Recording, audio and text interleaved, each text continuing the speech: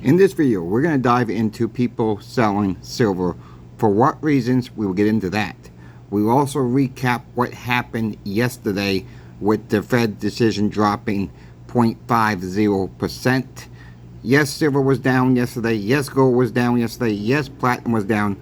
We're going to dive into all that, what's really going on, what I believe is going on, I should say. And please like, share, and subscribe. I'm trying to get to 3,200 subscribers by the end of September. So if you can please help, if you're not yet subscribed, it's absolutely free to join. And the ones who have subscribed, you all, thank you very much. Please share this with one more person. That way we can get the word out that we're trying to do the right thing on this channel. There's never going to be any memberships on this channel. So, I mean, you know, it's always free to watch my videos. So thank you again for subscribing. Let's get into the video right now. Look, we had a pretty selling day by customers bringing it back to us. We had a guy came in early yesterday morning and dropped off $400 in face of silver quarters. His reason he was selling, he's moving back to France. So that was his reason. That was a pretty good reason. So we asked him how soon he's moving back to France. He said within a couple weeks. I said, well, do you mind? I said, you still have a local phone number? He said, oh, yes. So we took his phone number. And he said, I don't think you're going to find anything special in there. He says, you know, he says, I'm not really familiar with the 90% silver. But I said, just in case we find something, at least we can, you know, we can still wire to France, you know, if we find something, I said. If we're going to send something for grading, I said. So he appreciated that. Another woman came in. She sold about $5,000 worth of silver. She was moving out of state. So she swapped for a little bit of gold. We kind of said, you know, I'm like, yes, we know. We realize silver is heavy. And I said, how about swapping out for some gold instead? It's a lot lighter. She just, well, she kind of needs half the money for traveling expenses. I said, okay. I says, you get about 5,000 here. I said, we can get you an ounce of gold, I said. And I said, it's gonna be a little bit more than half the value here. And she said, yeah, go ahead and do that. So we got her a gold eagle. You know, so we asked her what type of gold she wanted, and so we showed her some options. And I said, yeah, your gold eagle's gonna be a little bit more expensive though, but she wanted the gold eagle. So I said, well, you can always trade it back for silver once you get settled down in your new location. I had no idea where she was going. She said she was moving out of state. It's really none of my business where people move to, but if people want to give that information up, that's fine and dandy. And we had a few sellers this morning, you know, not a big selling, you know, we had a couple more rolls of silver quarters come in, or a couple rolls of silver dimes, and some, and really, you know, odds and ends of 1 ounce, 5 ounce, you know, not a big selling day back, but yeah, people are hurting for some of it. People are moving either out of the country to another state. That's all part of it. It was just kind of weird to see two people moving the same day. You know, bringing in items to us. So we got some more work to do at the shop, and we're going to process the quarters the next couple of days, and we'll see if we find anything cool in there, and if not, we're still going to let the guy know that we didn't find anything. But, you know, he says, I know how your shop runs, you guys are honest, and he says, I've heard nothing but good things about you guys, and he says, that's why I'm bringing it here, and that way I know I'm comfortable. If you guys do find something, you guys are going to be honest and let me know. So that's good to have that word out there. I mean, I really felt good. The shop owner felt good about that. And, you know, the shop owner, he kind of knew the shop owner anyways a little bit. And they talked about 15, 20 minutes. But, you know, it's just good to do the right thing when you're buying, when you bring it in into the coin shop, or when you're buying from a coin shop. That's why I always say, you know, if you feel like the coin shop's so-called ripping you off, then just walk out, okay? There's no sense of selling it if you feel like you're being taken advantage of. You know, there's other coin shops around. Yes, we got eBay, we got flea markets, we can go down the whole list, but I'm just not going to go there on this video.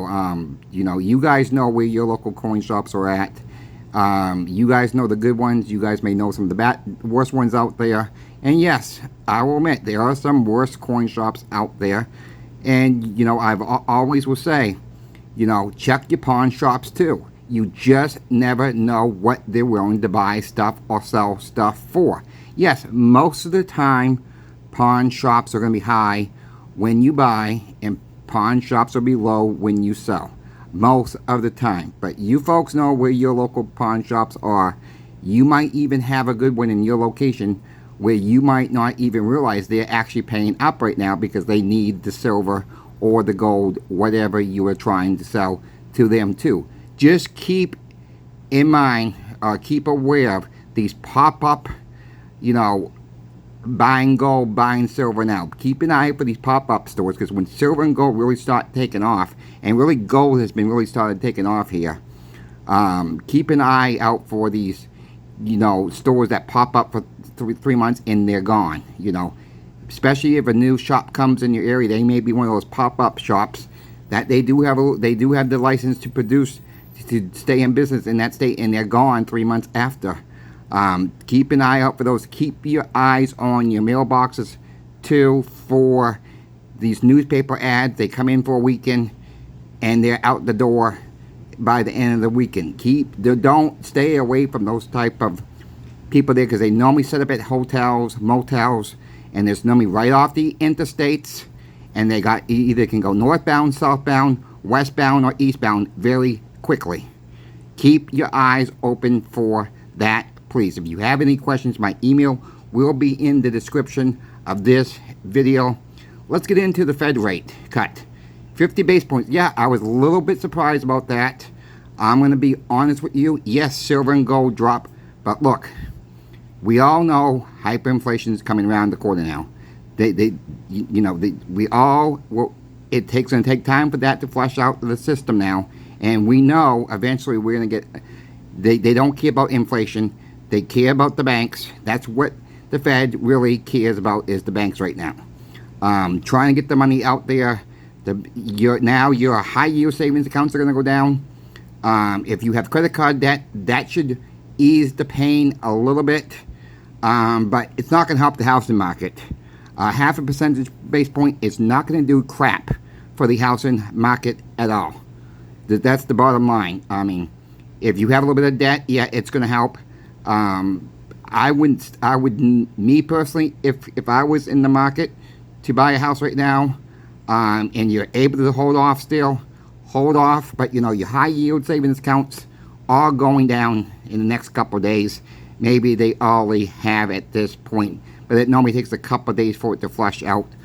Also, if you have your CDs will not be infected until your CD renews.